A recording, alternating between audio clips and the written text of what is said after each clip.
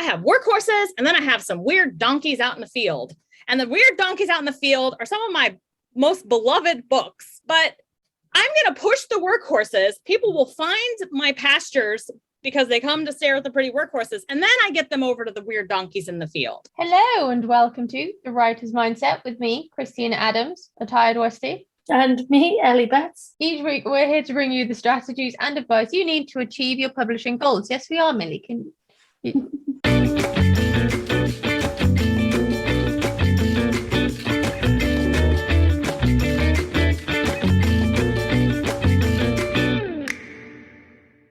Lee Savino is a USA Today best-selling author. Her books have sold millions of copies and have been translated into 5 languages. She teaches and coaches other authors, and you can find her in the Millionaire Author Mastermind group on Facebook. I spoke to her about publishing paranormal romance, book marketing, and if her creative writing degree helped her with her writing business. That's interesting. Does yours help you? Not really. But it was the springboard to everything else, because if I hadn't done it, I wouldn't have grown in my confidence as a writer, or in particular with public speaking. I wouldn't be able to get up on stage and in particular read my writing, which was a real source of fear for me, or, host a podcast, if I hadn't done my degree. I'm sorry if you can hear the dog chasing her tail in the background. She's gone really hyper after being ill for a week. Using up all that pent-up energy. No, that makes sense. I'm feeling similar, actually. I can see how that would work, definitely. Something I had to do for my MA and my BA, because I've got an MA and a BA in creative writing,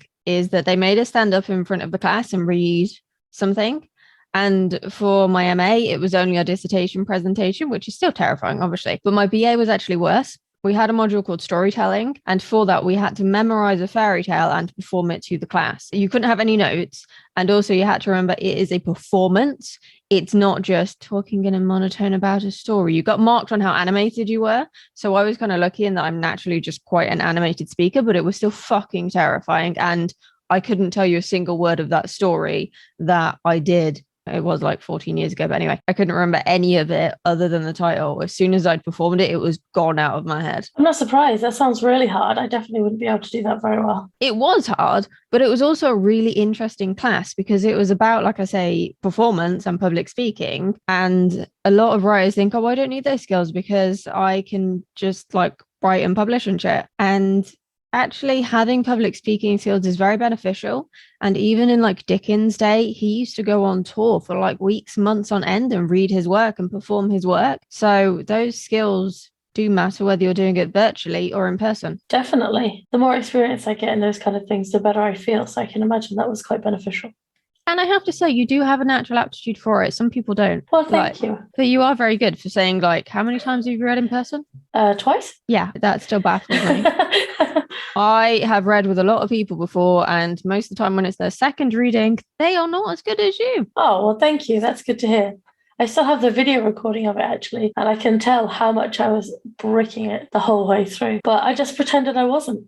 And the audience couldn't tell. That's the thing. I obviously knew because I know you, but I know also the physical signs and the way you speak and how nerves can affect that.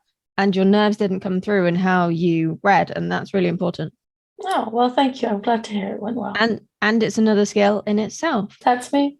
Jack of all skills, jack of all trades. Good at skills. You know what I mean. Yeah. If you want to improve your public speaking or talk writing or just hang out, come join us in our free Facebook group. If you type into your browser writerscookbook.com/Facebook group, it will magically redirect you to our lovely little community. And then you'll be trapped there forever and ever, stuck talking about writing and us making you be successful. That's it. It's inevitable. I was about to say don't scare them by trapping them there, but then when you said about being successful, okay, maybe it's not so scary. Well, I like to think we're very encouraging in the Facebook group, and each week we talk about stuff we've done well, and I personally find that kind of accountability really helpful, and it makes me want to do more. So yeah, come to the Facebook group, hang out with us, be successful. That's it. Simple. If you find this and or other episodes valuable, you can come support us over on Patreon. You'll get early access to episodes, bonus content, and our undying gratitude for supporting all of the hard work that goes into making these episodes for you. To find out more, visit patreon.com/writers mindset. So, how's your writing been going this week, Ellie, now that you are dissertation free and it is just you and Alex Warrington? I love Alex Warrington. I have been doing bits and bobs of writing and just getting back into the swing of things. Like the first few days, I only did like 100 words or 200 words, but I felt like I'd done something because I did some words, right? So that was nice. And then I'm slowly building up, and it just feels so much more natural than the other projects I've been working on for uni. Like it feels like this kind of stuff is what I'm meant to write, not the stuff I was sort of pushing myself to do at uni, which was good because I still learned stuff doing those projects. But now I feel free again and I'm just loving writing again. Not that I hated it before, but do you know what I mean? This feels like what I'm meant to be writing, and it feels so much, it feels like fun, not a chore. I might change my mind in a few days, but for now it's fun. Yeah, I can relate to that. And I feel really bad saying this, but working on Hollywood Heartbreak has been fucking hard, and that felt like a chore. And don't get me wrong, I love spending time with Tate and Jack. They are two of my favorite characters, which is how they ended up with the spin-off series. But Hollywood Heartbreak was fucking hard. I sent it to the beta readers on Saturday, I think. And it was just such a tremendous relief because I'll be brutally honest, if I'd been more organized in my writing process, I probably could have sent it in August. And to be fair, my beta readers weren't free then, so it's not such a bad thing. But I don't know how to articulate it. It was just so hard. And I don't know if it's just because of the overlap with the first two What Happens in books, or because of the emotional side of things, or something else. But there were some scenes that it was like pulling out a tooth. I know that's a massive cliche, but I can't think of a better comparison. Or maybe trying to walk a Westie. That's a good comparison. It was just so hard. And I have never found a book that has challenged me as much as this. Like, Afterlife Calls, yes, that challenges me because I'm new to writing fantasy, but that is in a fun way that I want to do more of. And with this, it just felt like it was stressful. It really was. And thinking about it a bit more, I don't think it was the emotional scenes that were the problem, because they were some of the first scenes I wrote. I think the actual problem was the overlaps with the What Happens in series, and then filling in some of the gaps between those emotional scenes and the What Happens in books. But I'm way more organized for book 6. I have learnt from this mistake. So I have already plotted out what I'm going to do. And as much as it pains me, I think I'm going to actually have to suck it up and reread some of my own books to make sure I get certain small details right, like the fact Tate and Jack change their hair all the time in the What Happens in books. And I should not have done that to myself when I knew I was writing a spin-off. You are a sucker for punishment, aren't you? I am, but it's not like subtle changes. It's like Tate goes from like blonde to pink to purple kind of hair colors. So these kind of things do actually need to be addressed, especially in a series that does center around celebrity and fashion and all those things. Yeah, they're awkward, important details, and I can't believe that you've done this to yourself. And I can't believe I didn't take note of when I changed these awkward, important details. That's what's so fucking frustrating, because I did make note of these things for the What Happens in characters so that I was consistent in the book, but not for the ones who get their own spin-off. Round of applause for me, please. Or maybe a slow clap feels more fitting. But in good news, I feel much better than I have for the last 2 months. Like, I was suffering from serious overwhelm and it wasn't good. It wasn't healthy. I didn't feel happy. I didn't feel productive. And the last week or so, I've slowly started to improve. I still feel fragile, but I don't feel like there are quite as many diseased hamsters running through my brain. And I'm hoping that I can maintain that and just generally feel more productive and more focused and get more shit done. Because honestly, the amount of things I've done today is insane. I know, you've been absolutely kicking ass today. Thank you. I have ticked off nearly everything on my to-do list before we started recording this, and we're recording this at 5:30. And I got up, what time did we do the writing sprint? 8:15? Well, it was supposed to be 8. Sorry, I'm sorry. I turned my alarm off. We started about 25 past. I turned my alarm off and fell back to sleep. It's and then my brain went, oh shit.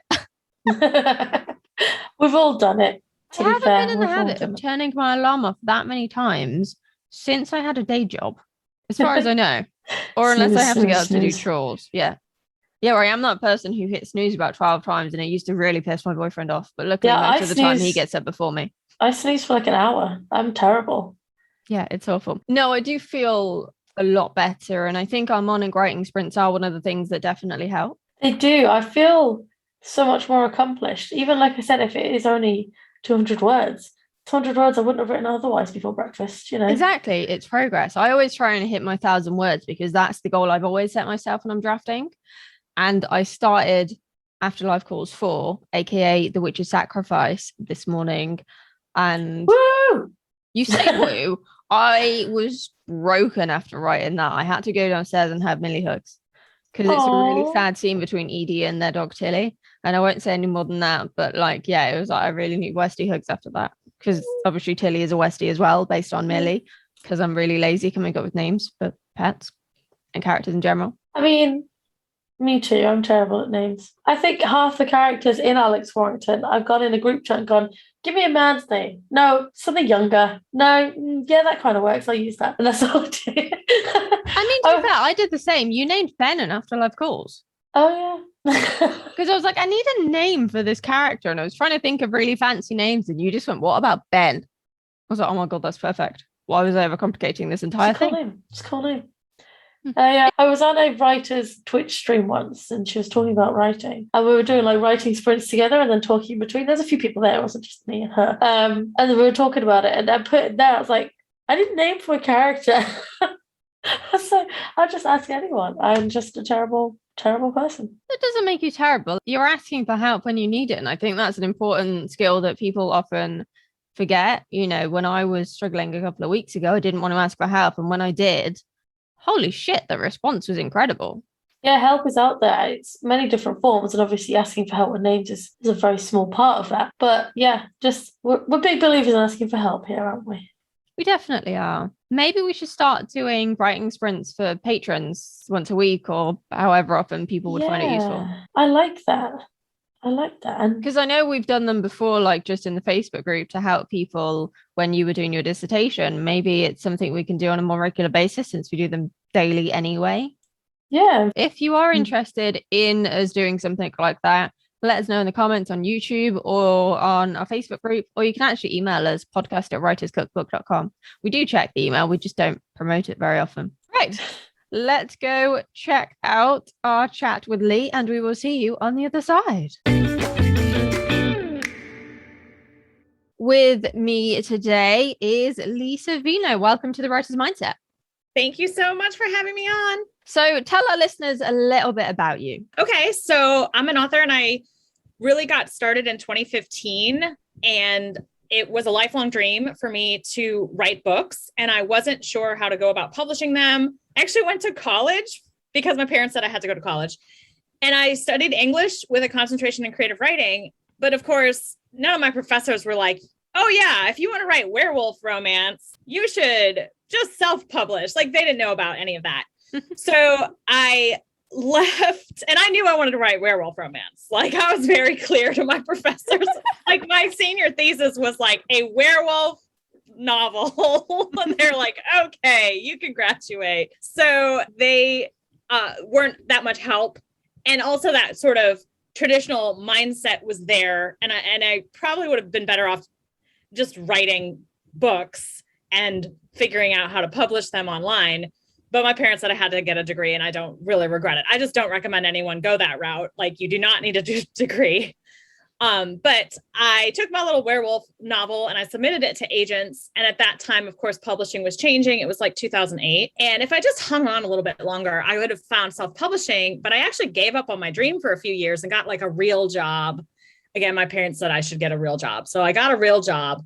And that's actually my biggest regret in my publishing journey. I just could have believed in myself a little bit more and really been open to all the possibilities, because in 2015, I found self-publishing and I actually love the marketing and publishing side as much as the writing side. And I love being able to do both. So that's kind of how I got my start. And I didn't make any money in the beginning, and my husband supported me And then he was like, can you help out with the bills? And I was like, all right, I can figure this out. Werewolf romance is popular. I should be able to figure this out. And I figured some things out, and now I'm doing really well. And my husband actually quit his boring day job to come and help me. And so, yeah, the writing is going well. The books are doing well, and I'm having a blast. I love what you said then about having a creative writing degree, because my experience is exactly the same. Because I have BA and an MA in creative writing, and my co-host is finishing her MA. And we've all kind of agreed that once you've learned how to write through any sort of creative writing course, you have to start again when you start publishing, because it's not the same thing. You're writing for different audiences. You go from academics to readers, and they are vastly different. Yes. And I would say that is actually the huge flaw. Not that it's inherently bad to have a teacher and to learn more about writing and to study it. I think we can do that without, paying a prestigious university money. But you end up writing for your professors. And who's to say that they're the end all be all of what is good fiction and what is good prose? And you can learn how to tell a story without that. Now, I did have some fun. They helped me in a lot of ways, but yeah, I knew going in, I wanted to write genre fiction. I really was like, I read a lot of genre fiction. I tried literary fiction. When I was in my teens, I was like, I'm going to read some great American novels or some great novels. And I picked up Anna Karenina, and spoiler alert, she dies in the end. And I was done. I was like, I don't want to read these books where the heroine dies. I want to read the books where the heroine learns to sword fight and ride a dragon and save the world, and then I was like, let me try another book. So I picked up Madame Bovary and then Tess of the D'Urbervilles. And then I'm like, well, maybe I need a woman writer like Virginia Woolf. I'm like, no, none of these books are really that inspiring for me as a woman. I want to kick butt and take names and read about. So I switched to fantasy and sci-fi. And those are the books of my childhood and my teenagehood where I dreamed bigger and enjoyed, Anne McCaffrey and Ursula Le Guin. And those are the sort of books I wanted to write. And I stumbled into romance because at my boring day job, I was reading tons of erotica. And I kind of keep yourself entertained. Yeah, I would shut my office door and read lit erotica, and I'd find the good stories. And of course, I naturally gravitated to the good prose. Yes, it was all titillating, but it was I wanted the good prose. And what I read a lot of, I end up writing. So I end up starting to write my own. Everything that I was writing got really erotic. And guess what? That sells really well. So have you ever found in your more erotic books that you do struggle to advertise it with places like Facebook or Amazon? Because I know they sometimes don't like things that get too steamy. Yeah. So that is one of the things I've actually struggled with, is how to tame down what I'm writing or position it so that I can advertise it. But I actually stalled out a little bit in my writing. I was struggling, and it could have been just 2020. And I had 2 little kids at home suddenly, and everything. But I really like writing the more erotic stuff, but it's always been with a plot. So it's not pure erotica. It does have a plot, and it has the romance feels. So I can position it as romance. But yeah, that's something I've tried getting around. And there's certainly books of mine that are easier to advertise than others, and they're more mainstream. But what I've discovered is that they can be positioned as mainstream, but still have really intense sex scenes, because 50 Shades of Grey kind of told a lot of readers, you can read anything on your Kindle and nobody in your e-reader, nobody knows what you're reading. You could be reading Tess of the D'Urbervilles and nobody knows. And it's actually 50 Shades of Grey. And guess what? The heroine's going to have a much happier ending. So nothing wrong with that. So I think that romance has moved to steamier. So I can still write mainstream romance and put in all sorts of kinky stuff, because romance has moved to steamier. And now, on TikTok, everybody's reading some awesome sci-fi, alien romance, and that's becoming mainstream. And I'm like, yes, I'm here for it. When you're working on your books, then how do you decide what kind of heat level they need? So the characters decide that. Really, if anything, I'm the one kind of pulling back. But when I write, I actually would time my sprints early on, my writing sprints. And I think that actually helped me a lot because it gave me insight into when my word count per hour doubled. And it was 2 scenes, fight scenes and sex scenes. And I was like, well, it's like description and witty banter and lots of body parts moving. And apparently I write that better. But really what it is I'm in a state of flow. And I see that I'm seeing the scene pretty clearly. I'm hearing the dialogue. And that's my favorite place to write. I think it's everyone's favorite place to write. So I decided early on from those sprints, well, you need to have opportunities for lots of fight scenes and lots of sex scenes in anything you write. And that was easy because I was going to gravitate to write it anyway, but it was nice to have data to support it, I guess.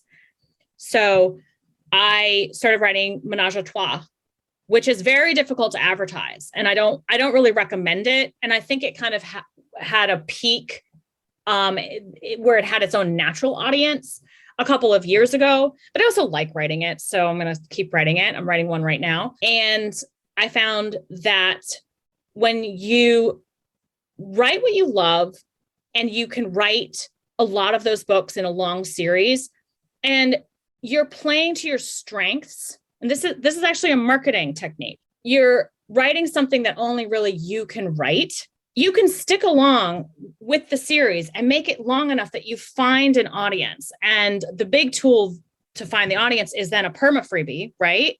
So you're getting a taste of your writing into a lot of people's hands. And I've made series successful. Now, they're not my most successful series, but there's the series that I really wanted to write. It was Menage a Trois with Viking werewolves.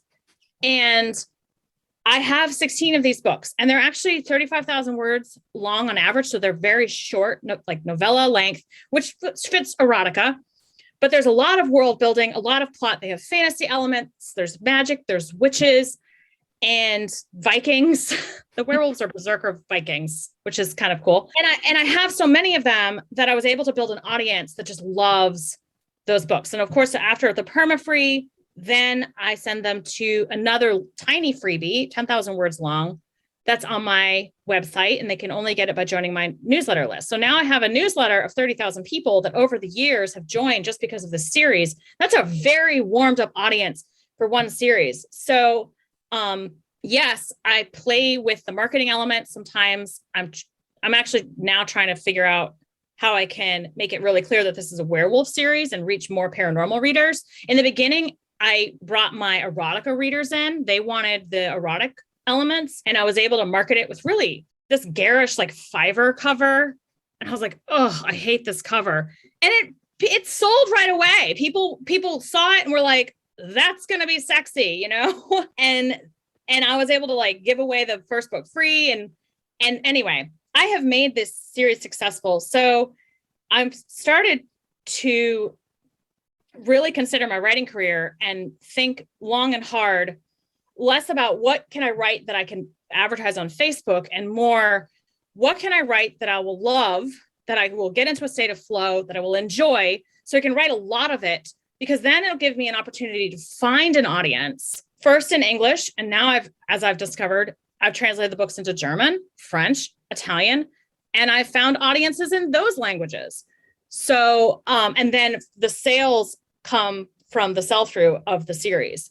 And it's not my most successful series. I definitely have werewolf series that are more mainstream, that are not menage a trois. They're not Vikings. They're more of your, fated mate in a contemporary setting. And that's actually where I spend most of my advertising dollars, which is the other thing. If you have a book that sells naturally and it has more mainstream appeal, and you can advertise it on Facebook, and Amazon allows you to advertise it, because Amazon doesn't allow me to advertise most of my books. Go ahead and push those books. Those are your workhorses, to use Elena Johnson's metaphor. She was like, I have workhorses, and then I have some weird donkeys out in the field. And the weird donkeys out in the field are some of my most beloved books. But I'm going to push the workhorses. People will find my pastures because they come to stare at the pretty workhorses. And then I get them over to the weird donkeys in the field. So that's another way of thinking about it. I love that analogy. I love it. That was Alana Johnson. She does not write steamy either, but that was her metaphor. And she writes sweet and clean. So very different books, but same marketing strategy. I found people usually come to me from one particular book/series, and then if they love that, they will go and read the rest of the books in the universe because they need more of that universe and those characters within it. Right. Exactly. And that's how I read. I'm on a Michael Connelly kick right now. Why? I watched the show. I have read some of his books in the past and realized, oh my God, he has like 20 more in this series. And guess what? I kind of one-clicked and bought them all, like $9.99, traditionally published books. They're amazing. And I'm going to read, and then I'm going to go read his random short stories. And I'm going to read his other series with other characters just because the one character I love, the 20 book series, pops up a couple times in those other books. And I'm going to end up buying everything this man has ever written. And that's kind of how I see my readers can come into my catalog. Definitely. Yeah.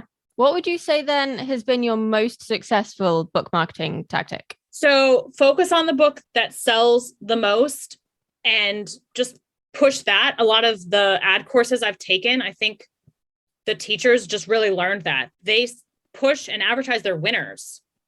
And to get the winners, I would say write what you love and keep figuring out what you love to write and trying to pair that, like your voice and all, whether you can write funny or suspense, mystery, bring that out. So even in a romance novel, you can bring out elements of suspense. You could bring out elements of fantasy or magic or world building or humor and infuse the books with that. And so then you're matching, I think, tropes of the genre with your voice. And that's kind of my way of thinking of marketing is you want to think about tropes you love to write already, because we all have tropes that we gravitate to naturally. And Dr. Jennifer Barnes talks about your id list. And that's a good way of thinking of it. You can look up her work, but there are things that we naturally are like, ooh, shiny, like rich people or in wealth that attracts us. People who are very good looking, that attracts us. And you have those books, those elements in your book, but you add your voice in. So then you have jokes in there that only you can put in. And that will make your writing memorable to your audience. Because what you really want is not just tons of people to read the books, but then a loyal audience who will come back and follow you. And you don't need millions of people. You could find 10,000 people and you can have a career. And so that's how I think of marketing. And then for putting something front and center on the cover, in the blurb, in the ad, yeah, I do think of the trope, but typically what I'm writing has a couple different ways, a couple different angles that I could bring out. So the Viking werewolves, I could market it as historical Viking, but I didn't feel like that would actually satisfy the people who are looking for straight Vikings, not Viking werewolves. So then I market it as werewolves. And I just got my books put up on the app Kiss, and they've started to advertise my books. And they just emailed me and they said, we'd like to change the cover and maybe even the title of this one book that they want to advertise, because we really want to put front and center that this is a werewolf novel and just be so on the nose with it. And I'm thinking to myself, that's brilliant. You know your audience, do whatever you want with it. And if it goes well, I might rebrand, maybe not the whole series, all 16 books, but the box sets to be like werewolves in here, fated mates in here. And yeah, you're going to get some Viking stuff too, but I don't even have to talk about that. I'm just werewolves, like really clear, and make that message really clear, because readers are clicking around and they're deciding within a few seconds of what to click on. So I'm still learning. I'm still thinking about all this. Based on that, then, do you think including tropes in writing genre fiction matters when it comes to actually finding your audience and getting those sales? I think that genre fiction is tropes. It's woven into the fabric. And that's why I like saying tropes plus voice, because the fun part for us as readers is adding the voice. So Michael Connelly is writing police procedurals, but in a different way. His main character, Bosch, is always like not only trying to solve the murder and fight off the bad guys, but he's also like fighting the police department. And there's internal conflict there. And Michael Connelly is able to, like, I don't know. It's just, there's a lot of world building, and it's obviously he's very successful at it. His books are amazing. And obviously I want to talk to somebody, and all my friends read tons of romance and they're not really into the murder mysteries. And I'm like, oh, I want to talk about how great these books are. But yeah, police procedurals have a hardened detective who's battling his own demons. And there's typically a dead blonde, that's them's the breaks, and as a young, a young mother, I guess, with long hair. And I'm like, man, I look like a lot of the victims here. But then in his new series, he has a detective who is my age and has long hair. And I'm like, well, I can relate to her. So he twisted it a little bit. There's a young, bitter detective who is trying to fight her demons. And anyway, the tropes are still there. The police procedural is still there, but he's adding a lot of his own immense art to the tropes. But the tropes are genre. Like, I don't think you can separate them. Yeah, the way you describe those books reminds me a lot of Stuart McBride, which my friend recently got me into. She writes paranormal romance as well, but she mostly reads police procedurals, same as you. And I read his first book, and I've now started using it as an example for my writing courses because the description is so good, but you never feel like it's slowing down the pace of the book, which obviously is a risk when you've got a lot of quite in-depth description, but it's so beautiful and the voice in it is so strong as well. Voice. And what's cool about voice is I'm following Christine Catherine Rush, who is longtime writer and publisher, who has such a great perspective because she and her husband have been indie for longer than indie existed. And they know kind of the ins and outs of like the old publishing world as well as the new. And she says, the best thing your writing teacher can do is actually not add stuff, but help you strip away all the extra, all the crap that you learned in your English classes, all the crap you maybe picked up when you read a popular novelist and you were like, oh, I should write like him, but drilling down to your own voice. And then she said, that's difficult because your voice doesn't sound good to you. It sounds bland. It sounds ordinary because it's you. And I thought that was so cool. And I'm actually trying to get back to that because I have taken tons of craft courses. I'm reading craft books all the time and I want to get better. But unfortunately, that probably can clutter up my story too much. So I probably have too much purple prose in my books. I know I do. Blah. But when you're aware of stuff, it's easier to fix things, I find, because then you kind of know what areas to look at and hopefully where to get advice from. Yeah. And it would be tell the story. Keep it simple. Just tell the story. I am reading a really cool book, The Emotional Craft of Fiction, by Donald Moss. And he asked I'm like 20 pages in and I've like found the one thing that I want to apply for the next year and like probably won't read the rest of the book for a little while. And he said, ask the character, what are you feeling? And then what else are you feeling? And then what else are you feeling? And get like 3 layers deep. And that actually really helped me because then I'm thinking about the character. Well, then I'm suddenly in the movie, right? The movie that's playing in her head. And I'm in her and it actually made me empathize with her a lot better. I was having trouble connecting with her because I didn't like her. And I'm like, this is book 16. You have to write this book. And you don't really want to write it because you don't like her. So you need to like her. And this is helping me connect with her motivation. That's really good. One thing I've noticed that bugs me sometimes is the fact, not just in writing, but in general, people don't realize how layered emotions are and how complicated they are. Like you can feel the most incredible joy, but the most incredible pain at the same time, because we are 3-dimensional. And as much as we want it to be, nothing in life is black and white. And sometimes people use fiction as a way to process those emotions. So then it becomes black and white, but then the characters in the story suffer because they're too flat. It's too flat. Yeah. And I think millennials want more nuance because we realize it's not good, bad. It's so many layers. And we love the anti-heroes who get redeemed, but who also act in character and all twisted stuff. So yeah. Yeah. So speaking of tropes, then, what have you found to be your most successful for your books? Oh, okay. This is sad for 2 reasons. One is I feel like I should be better than this and write better than this. And that actually makes me sad that I feel that way versus having fun with the story. Billionaire werewolves, man. Not gonna lie, do you like the sound of that? It's just I mean, it's like, oh my God, but how ridiculous. But that's why it's good. And I can write funny, I can write humor. And man, if there's gonna be billionaire werewolves, it's gonna be hilarious.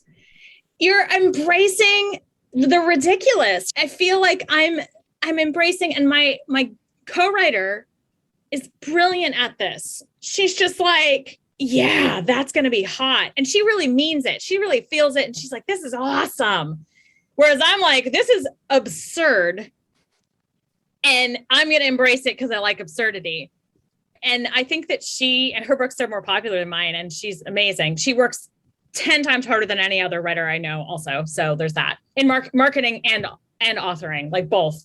But she was like, billionaire werewolf, man. And we published that book, and we've written maybe 13, 14 more in the series. And I kind of had every trope in there because I really wanted to write a motorcycle club that was actually werewolves. I thought that fit. I was like, that's cool. And then a fight club of shifters, which is actually, I've seen, like, T.S. Joyce does that. So that's not anything new, but it came out of the motorcycle club. So that was fun. And now we have special forces shifters. So yeah, embracing the ridiculous a little bit. And that's a mashup of two majorly popular trope-tastic tropes. But we had a lot of fun with it. And so readers have a lot of fun with it. And it is a little ridiculous. He's in a suit and he's like ripping out of it to become a werewolf. It's kind of awesome though. And also ridiculous. And then we added a ton of kink to that book, and it sells so well in every language except Japanese. I haven't figured out how to sell anything in Japanese though. So we'll figure that. I think we need like light novel covers. That's a whole other topic of conversation. But yeah, billionaire werewolf. So that, when I hired Nick Eriks, who's amazing at marketing, one of the best marketers I've ever met. He's really honest, really keeps it real. And also Tess, it's just really data-driven marketing. So I hired him. I was like, I'll pay you anything. Help me with these launches. And he's really great. And at the end of the launch, he said, if I were you, I would advertise one book, and it's that billionaire romance. And he says, the more I study those books, the more I'm realizing they are exactly what they say they are. The titles, we got some flack from the titles. And it was like a reader emailed us and was like, I'm going to stop reading your books because your titles are so boring. Like, she didn't like them. And we were like, oh, and then she emailed back and was like, but I guess you're doing it because of their keywords, right? And my co-writer was gracious, and she responded and said, yep, they're keywords.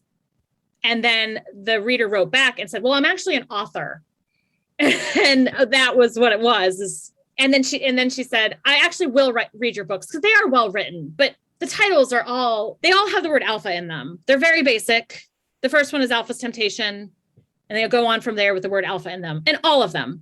And Amazon won't let us advertise them, but it doesn't matter because these books just sell so well. And the series is called Alpha Bad Boys, which are the two huge keywords just crammed together. And this author didn't like it because she didn't think it was artistic enough. And they're not. I mean, it really isn't. But Nick said, you are telling the reader exactly what they're going to get in this book, and then they get it. And you really have to be so on the nose for someone scrolling through Amazon who's like, I just want something good to read. What is good to read? I'll try you.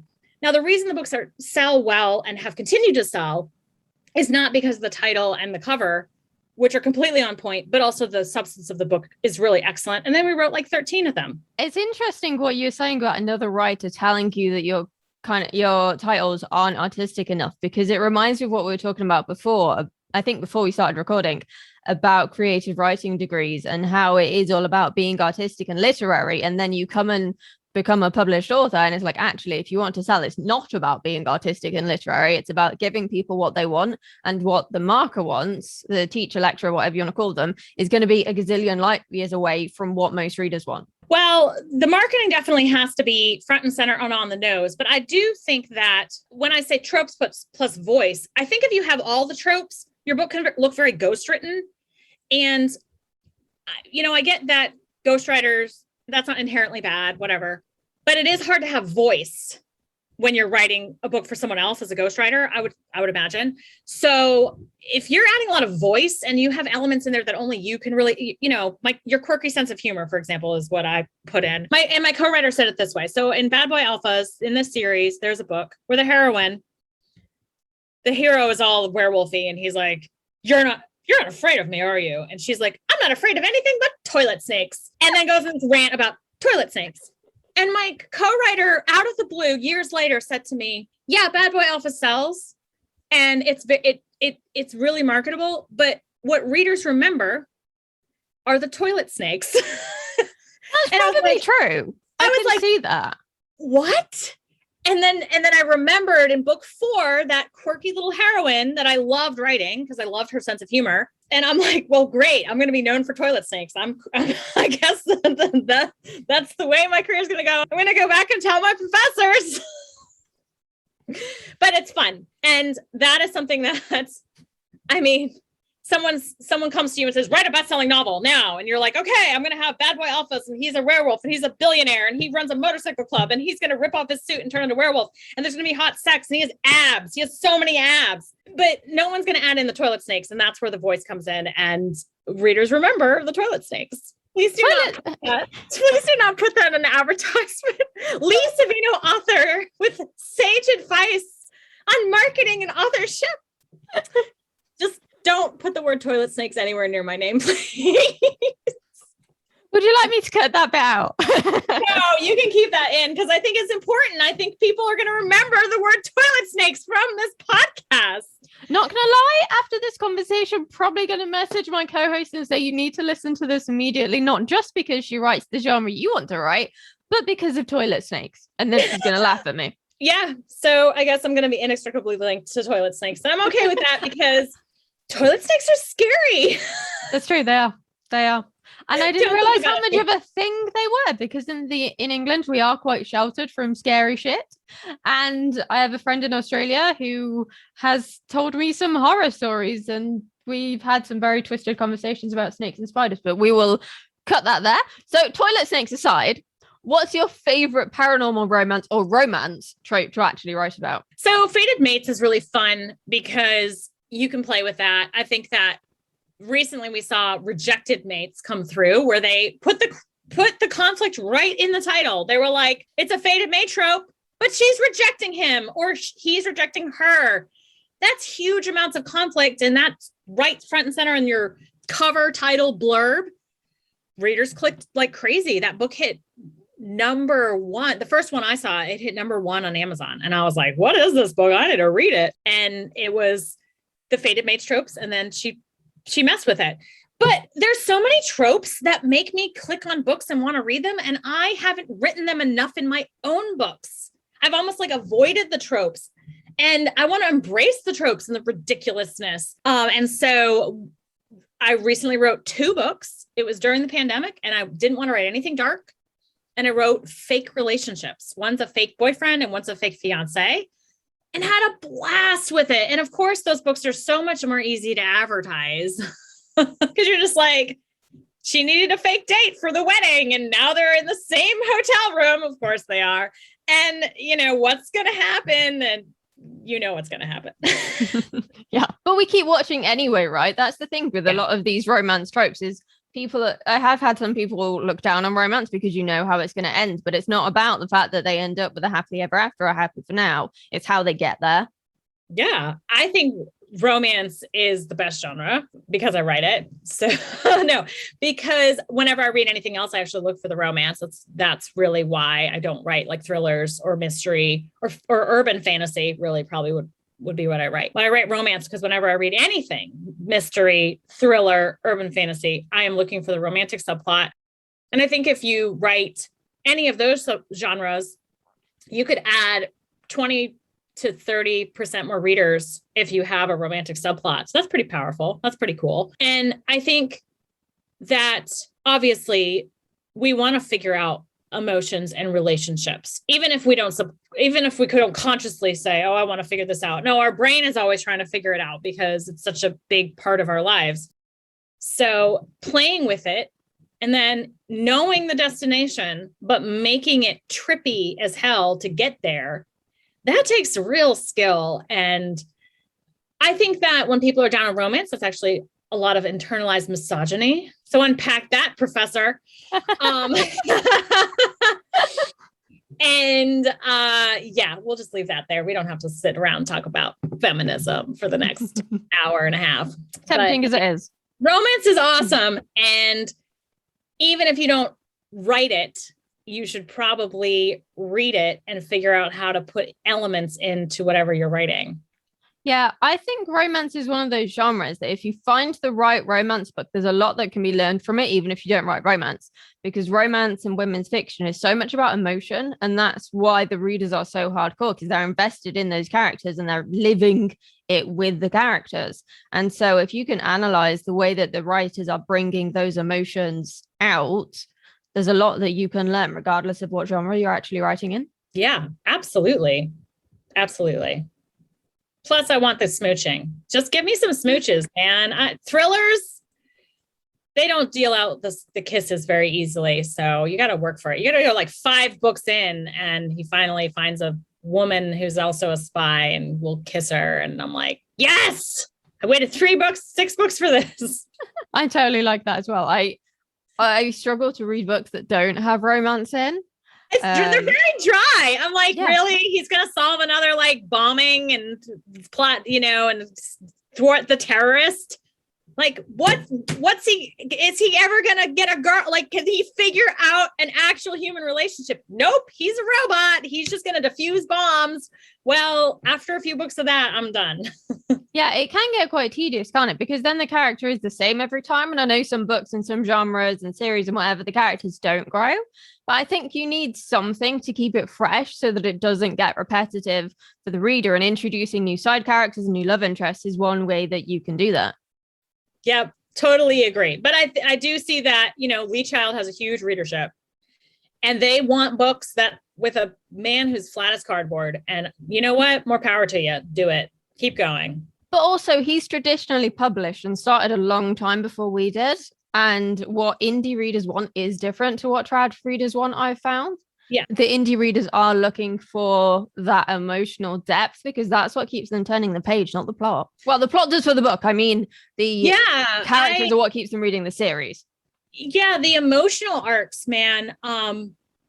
I've learned that I'll have a few elements of the plot played out, but really it's about, in romance, they're like moving together, moving apart, moving together a little bit more, moving apart, and then they're together, right? And that is done emotionally. It's not done with, I have to take this job in Mexico and leave. Yeah, but if they're emotionally not, it's more about them emotionally being apart than it is about them being like continents apart. Yeah, and that can be really powerful and also relatable because we've all had those kind of relationships, even if they're not romantic relationships. I read something like 60% of people have fantasized about a workplace romance. And I was thinking that was another trope. I was like, why haven't I written more like boss employee or just employee like coworker romance? Because that's something we're all puzzling out. I mean, we're bored at our jobs. We're shutting our office door to freaking read erotica. So of course, if there was a hot guy there, it would be like, imagining us in the photocopier, like, hello, photocopier room, brother. I'm fairly sure the majority of people meet their partner either at work or at the gym. That might have changed now and it's probably more online, but it is quite common, I think, to meet people that way. Yeah, and that's why I think that every romance author has an elevator scene, like every contemporary romance author. Jane Austen doesn't have an elevator scene, but she would have had one if elevators had been popular in the when did she write? I don't know when she wrote. I can't remember, and I looked it up the other day. We're gonna look it up later. But she did not write an elevator scene. But every other romance author writes an elevator scene because, close proximity. Mm-hmm. That's very true. They're inevitable. Kind of like your couple. Yeah. And then you give that to the reader, but you do it in different ways. And that's the fun. That's the voice plus trope. That makes it really fun. What would be your tips then for a writer who is just starting out and trying to find their voice? So think about what you love to read and then think about what you love to write, what you're naturally sitting down to write, and just don't stop yourself. Please, God, do not think, I have to write werewolf romance because it's popular. I once took a job because I thought I could make a lot of money in finance. But what ended up stopping me from making a lot of money in that job was the fact that I really wanted to be a writer. And I knew that if I started to make a lot of money in finance, then I would not allow myself to pursue my dream. And the answer was to just quit and completely shift gears. And I was able to do that. And I had a lot of support and privilege to be able to do that. I'm really grateful for that. But I imagine it would be the same if I told myself, you have to write Westerns. That's the only way for you to be successful. And I actually wrote some erotic Westerns for a publisher and then decided I didn't want to write anymore. I was like, nope, no more cowboys ever. But to be locked into that, the worst thing that could have happened to me was it became so successful that I felt like I couldn't write what I really wanted to write, which ended up being werewolves, which are immensely more popular than cowboys. So it worked out for me. But I really feel like there's somebody listening to this who's like, man, I just want to write stuff that's so funny, or I want to write stuff that's like Lee Child and Jack Reacher, like a really straight man who is a bomb diffusing robot. And that's what you want to write. You could write like 50 books of that. And you really want to set them, in the continent of Africa or something. You want to do something totally different. And maybe, you're exploring your own ethnicity or sexuality, and you want to write a character who looks just like you. And you're like, well, that won't sell. And actually, those elements are going to be what makes your books yours. I really want to get to the point where I write a book and no one else can write a book like me. And yeah, I write erotic romance of all sorts, sometimes werewolves, sometimes billionaires, sometimes werewolf billionaires, but no one can write a Lee Savino book. And I realized that as I was pushing my daughter on the swing during the pandemic. And I was thinking a lot about writing and not actually able to do a lot of writing, which can be dangerous because you can go down some negative self-talk paths. But I really decided for the next leg of my career, I want to write books that only I can write and only Lee Savino can write. And that means I want to put the toilet snakes in the book. Then you just do it. Like worst case, the book never sells. And you're like, okay, the toilet snakes were the problem. I won't put that into the next book. There's only so much you can do with toilet snakes anyway. So put in the quirky humor, put in the mystery elements, put in the horror, if that's really what you're into, and write the character who looks exactly like you with exactly your ethnicity and sexuality and belief system. And guess what? The internet's going to allow you to find the 10,000 people on the planet out of billions who love this character and love this book. And your first couple efforts might be a little rough, but if it has your voice in there, some of my favorite books are those first books that are rough. Like my favorite Jane Austen book is Northanger Abbey, and nobody's heard of it because it's a bad book. But man, I love it because she was going for it. She was trying, and she wrote something and she kind of got it out of her system. And then she wrote freaking Pride and Prejudice. One thing that my readers have always said to me is that they relate to my characters and how they are both ambitious, but they are still anxious. They are still depressed. They are still held back by the people around them or whatever is going on with them at the time. And they have these big dreams that they are trying to achieve, but there is always something that gets in their way. And that's what happens in real life. But how often do you see ambitious female characters who will stand on other people to achieve their dreams? You don't see it because people are afraid of that dark side of femininity. Man, I want to read your books. Yeah, I will say this. In the Hollywood Gossip series, Tate loses her best friend because she puts her career first. But that happens. It does. And no one talks about it. Yeah. Man, I love this. Thank you. I should also point out Tate's decision then completely backfires on her as well. Well, yeah, it would. And then she learns. No, she doesn't. Okay. Eventually, but it's a 6-book series, so. Okay. But that's fun. I mean, and that's good. And that's the beating heart of something. And that's why I love those early books, is because when you read something that's raw, it's almost like, I think that millennials actually really like this, probably more so than more old school. Traditionally, pub is so polished, right? And with the indie authorship, you can get those raw, rough books. Maybe it's more of a rough draft and it's published, but it's closer to that raw voice. I actually like that. I like that voice because those books still have a beating heart. And I'd rather the beating heart than a pretty prose book that's empty and dead. One thing I've noticed is that the more people study writing in kind of more of an academic sense, whether that's at school or university or college or whatever, the more they lose that voice because they're so busy trying to please their professors. It does become almost too polished.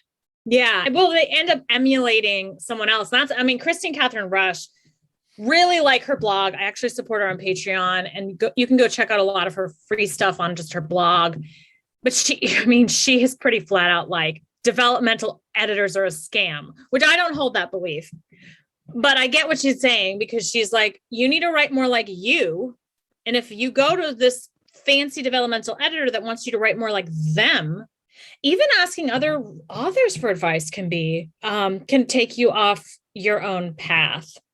But I'm excited about this because I'm 36 years old and I'll be writing for a long time for the rest of my life. It's not a career that I'm going to age out of. And I have years to walk down this path of writing more like myself, being more like myself. And guess what? Some of those efforts are going to be very commercial because they'll just hit at the right time. It'll be like sometimes it's just a zeitgeist. It's like people are just craving that sort of character, like you just described Tate. And for whatever reason, it just hit at the right time. And then some of them will be less popular. And as I grow as an author with a huge back catalog, I'm lucky enough that, I did fulfill that promise to my husband to help him out with the bills. Like we're there. And now, so that was why I was pushing my daughter on the swing and thinking, what do I want? Like, I feel like I've had the commercial success. Now, have I hit number one and blah, blah, blah? Have I got my books optioned for television and film? No, not yet. Is that a goal that I want? And I think right now it's really the craft. Like, am I sitting at the computer and having a blast? And am I getting into flow? That's actually what I want now. I love that because it's so simple, but so effective at the same time. Yeah. It's like getting back to the basics. It's like, I was just thinking about this. I'm going to have a character say this, or it's like, I'm getting really into drinking water and breathing. I have a life coach. I was thinking about that because I had someone coaching me who was like, let's talk about your water intake and how you breathe. I was like, wow, we're back to like human 101. But it's amazing how many people take things like that for granted, because I had a raging headache yesterday and I realized I hadn't drunk enough for like most of the weekend, probably long before that. So I was just drinking and drinking and drinking. And then I feel better today. But also on top of that, I've noticed I don't breathe properly. And then I wonder why I don't feel right. And as an asthmatic, it's even worse to not breathe properly. I'm not breathing properly. And it was a massage therapist. She's like, yep, now do it again. She's like, okay, your back should be moving. I was like, what? And she's just like, yeah, all these muscles that wrap around. I'm like, man, but what I have learned about mastery, we want to get so fancy. We want the degree. We want to go like higher and higher and higher. And really it's about the fundamentals. It's about the basics. And it's kind of annoying because your ego wants it to be about the fancy. And then I'm sitting here like, no, actually me working on my craft is me opening my computer and writing. That is the craft that I need to work on. Getting into flow, which is literally just open your computer, no distractions, put on the music you like and write and see if you can let it go and practice that like a muscle. And I'm getting back into that because after 2020, I was, my workflow was interrupted as it was for many people. And I do want to put this out there just in case somebody's struggling with writer's block and really beating themselves up about it. Cause I've been there, I'm kind of still there and I'm sort of getting out of it. That can be, a lot of it's just negative self-talk where you're beating yourself up and then your brain doesn't want to sit down and write because all you're going to do is beat yourself up. So watch what you're saying to yourself. It's as simple as that. The other part of it was I was in pain. So if you have writer's block and you're beating yourself up about that, think about when you sit down to write, do your hips hurt? Because that was what it was for me. Does your body physically hurt? Because your body's not going to want to sit and write if it means more pain. So go solve that pain. And I just want to say that because that was a big epiphany for me last year. I was like, I'm in pain constantly. I should fix this. So yeah, strength training, water breathing, strength training. Just throwing that out there. Yeah, that makes sense. I wrote some quite emotional stuff last month, and then I had to take a break from writing because I was just so emotionally drained. At the same time as that, I was kind of almost reevaluating and had that moment of, is this what I want to keep doing? And I just needed that headspace to process. And if I'd forced myself to keep going at that point, it would have been counterproductive. And sometimes you do just need to rest and take the pressure off yourself. Agree. I don't think that, I think Becca Syme is starting to do this more with talking about burnout and talking about the taboo subjects, like mental health, daily spoons, what your capacity is naturally and how to fit in with that. And I'm really glad that someone is talking about that, but I don't think we should even talk about that as a pathology. Like, oh my gosh, something's wrong. I don't want to write today. What if it's like something's right because you naturally want to take a break and you're allowing yourself to take a break. And that's part of your writing process. Every single book, I write as much as I can in the beginning, and then 60-80% in, I'm like, and I freak out for a few days. Every single book, you'd think I'd be like, no, this is your process. And I back away and I come back and I write out a beat sheet and I reread what I've written and I clean it up. And then I'm like, I do this every time. And I skip to the end and I write the end because typically I have that in my head. And then I and it all works out. I don't even know how it works out actually, because then I'm in it, right? And you're just doing it. But yeah, that natural freak out in the 60-80% mark of every single book. I'm talking about like 30,000 word book, which is really a novella, 80,000. It doesn't matter what length. It's like there. And there's nothing wrong. That's actually just part of my process. Just like sleeping is part of my life. Nothing wrong there. Something would be wrong if I didn't sleep. And you probably find it harder to write if you weren't sleeping as well. Yeah, that's the other thing is like, do you have writer's block or do you have insomnia or a small pet that keeps you up at night? Just think about that, guys. Yeah, our dog has really bad allergies at the moment. It keeps waking me up at 4 a.m. scratching. Yeah, that can like affect your mental health. It can. And I was so sleep deprived for about a fortnight, and it wasn't just Millie scratching. I just wasn't sleeping well. And actually what my boyfriend and I started doing is we would take Millie for a nighttime walk, and it really helped me to switch off. My brain was like, okay, not work mode now. And I'd come home and I'd chill, or I'd be tired enough to already go to bed. Probably not. I'd usually end up watching telly. But it just really helped my brain to switch off. And I wasn't doing enough physical activity. So it also helped kind of wear my body out a little bit. And because it was like 9-10 o'clock at night, the town is just super atmospheric. And I felt like I was in my fantasy book, The Ghost Call, because that's where it's set. It was so creepy. So that actually is writing. Yeah, that counts as writing. I tried to take a picture of one of the streets my character walks down, but I set off someone's dog barking as I was stood in like the perfect spot. Yeah, that counts as writing too. It's getting fined for trespassing. I wasn't on their drive. It was just they've got a dog like ours, which is like if you're 100 yards around their house, then the dog goes off kind of like a burglar alarm. Wonderful. Yeah, one of those dogs. But it was just so nice and so calm. I think in like a 45-minute walk, we saw maybe 3 people. That is nice. This is not a village. This is like your standard town with like 100,000 people or something in it. Awesome.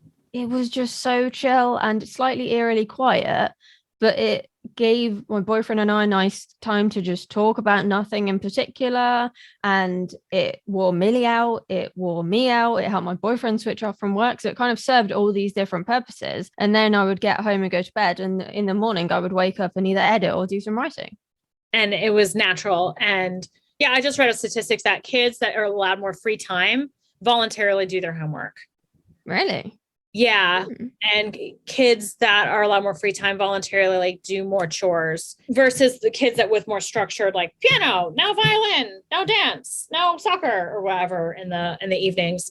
I'm always looking for a reason to do less as a parent. So that was really fun.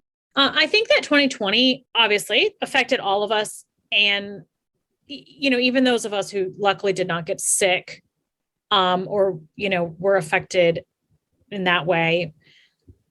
we had a shifting of our natural daily habits. And that's when I realized, oh, I'm in pain. Why? Because I was sitting on the couch with my kids more, and I was sitting on the floor with them more, doing crafts or whatever. And I think a lot of us are now thinking through the change in our schedules. If you were a writer who had a natural schedule, and I have a friend who just quit her job. So then she's trying to figure out how to write differently, because instead of a few minutes here and there at her job, which allowed her she figured out how to write whole books this way. She's an amazing writer. Now she's home with tons of free time, but a toddler at home. It's a very different writing experience. And you're building different habits. So again, going back to the basics is how you become a master and an expert. I think people definitely underestimate the power of those kind of foundations of anything, though, but like they're foundations for a reason. You don't have them, then the whole structure collapses. Yeah, there's a famed football coach who would be like, gentlemen, this is a football at the beginning of every season. I was going to throw that quote in. And I was like, what's the Venn diagram of people who write and listen to this podcast and people who would know that football quote? But I threw it in there. You can cut it out if you want. Anything sport related goes over my head unless it's F1, I'm afraid. Listeners might get it. I was brought up in a very unsporty household, which is probably why I don't exercise enough. Yeah, our kids are going to be in the chess club if they're in any clubs, which now I'm not putting them in any clubs because this article said I don't have to. Speaking of foundations, then, what's one book that has changed your life? I think that the most inspiring books are actually the bad books, because they teach you, like Jane Austen's Northanger Abbey is not well written. And, it's great because that's freaking Jane Austen who wrote that book. I don't know. It was fun for me to read that and be like, oh, I can be a writer.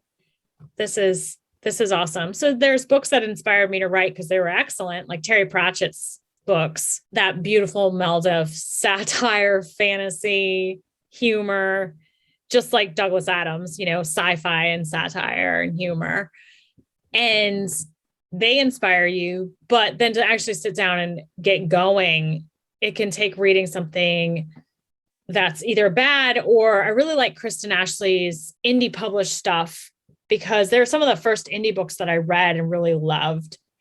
And her voice is right front and center. And she wrote for a publisher later, and those books are very polished. They're really excellent. But man, something about the raw, beating heart quality to her early indie published works, that's where she found her readership. That's where she found lifelong, hardcore fans like me. And that's really inspiring, because she talks about like first person, very stream of consciousness. The characters do what they do. And those early books, man, they were kind of wonky, but they had that quality that made you want to keep reading, and you really could connect to them. So yeah, those were very inspiring. And what got me to write, I do want to throw this out. What got me writing after years of kind of giving up on myself and my dream was I went to a hypnotherapy session, and I actually went to have like hypnotherapy to kind of release the brakes so that I could be very successful in this finance career. And what ended up happening was it released the brakes that I had like pulled up the emergency brake on my writing career and the dream that I had to become a writer. And once the brakes are gone, you just go. You're just like, oh, why not? Oh, I could self-publish. Well, how do I do that? All right, now I'm watching a tutorial and blog on Amazon KDP, and now I'm just on KDP. Now I have an account. Now I'm finding a cover. Now I'm uploading it. Oh my God, I'm a published author that quickly. And that was very beautiful. So that's not a book, but that if hypnotherapy interests you, I think I'm getting back into it for writer's block stuff. And it's very, very useful to remove that negative voice in your head that says you can't do it, and that kind of block that you put up, because we really just stop ourselves. And it goes back to the voice thing. What keeps us from just using our voice in our books? It's us. We're going, oh no, that's not literary enough. Oh no, that's not fancy enough. Oh no, I should be more erudite. And you should not be erudite. Is that even how you pronounce it? I don't know. You should just be yourself. My God. And stop putting all this false pretenses. And it's almost like you think that people want to see you in a wig and false eyelashes. And it's like, no, we just want to see your face. Your face is fine. That was super inspiring. I know I did a lot of work for my chronic pain and mental illnesses last year. And one of the things that really helped me was expressive writing, which helped me to find some of those breaks and realize what was holding me back and where some of those issues lay and how the triggers for some of the things I was dealing with, I had not even realized or comprehended. But there was a lot to unpack. Let's go with that. Yeah, that's a whole nother talk. I love it. And what's interesting is we can go to school and then almost as a backlash, we're like, no, I don't want to write like that. And then we go the other way and we're like overcorrecting, which apparently you can do with your body too. You can be like, oh no, I pronate my feet. So then you try to correct that, but you overdo it. And then you're supinating your feet. And anyway, those are also words I've not ever used out loud. I'm not sure if I've it correctly, but yeah, there's a form of body work called Alexander technique. That's really just about look at your body in the mirror and let your body correct itself. And you just observe. That's pretty cool. And that comes back to what we've been talking about with just find your voice, keep your voice, and don't let any of those other things crowd into it. Wrapping up then, where can our listeners go to find out more about you and your billionaire werewolves or Vikings or whatever of your books they want to read Whatever about? they are. So my books are actually up wide now, which is a new venture for me since last year. I'm really excited about it. And so Lee Savino, just Lee and then Savino. And then I also have Millionaire Author Mastermind on Facebook, and it's a smaller Facebook group that is still pretty awesome. And it was just me wanting to invite a lot of my friends, which were mostly erotica authors. So there's a lot of erotica authors in there and dark romance authors. But it was a place for us to talk very honestly about wanting to make a lot of money from our books. And at the same time, I'm still really obsessed with craft and writing awesome books of the heart. So it has kind of a cool vibe. So you could go onto Facebook and find me there. And I had an email newsletter for authors, but I don't remember even how you can find it. But if you're in that group, I think that eventually there'll be probably a sign up link. I used to send up like author advice stuff, and I haven't done that in a while, but I might get into that more in the coming years. I'm probably doing another course with Nick Eriks on marketing and marketing strategy for 2022. That will probably come out in December or so. Awesome. Thank you so much for joining us. This has been a really great, inspiring chat, and it's been great fun. Thank you so much for having me. I had a lot of fun.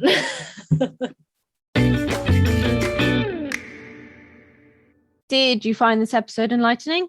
Don't forget to hit that shiny subscribe button so that you never miss an episode. Or if you're watching us on YouTube, hit like and subscribe. It really helps other writers find our videos and lets us know what kind of content you want more of. And don't forget, you can support The Writer's Mindset over on Patreon for less than your favorite coffee a month. Join our growing gang of writers to get early access to episodes, bonus content, and monthly writing catch-ups with me and Kristina. And maybe writing sprints if that's something that enough people are interested in. I'm going to put the feelers out there. That's put weird alien imagery in my head now. Sorry, not sorry.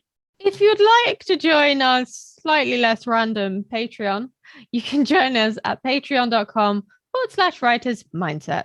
And don't forget to check out the free Facebook group we mentioned, which you can find at writerscookbook.com/Facebook group. And that magic link will direct you back to Facebook, because trying to type the whole thing into Facebook is a massive pain in the ass. We are in there every day talking all things writing, mindset, reading, and occasionally pets. So it'd be great to see you in there. See you next time. Keep writing.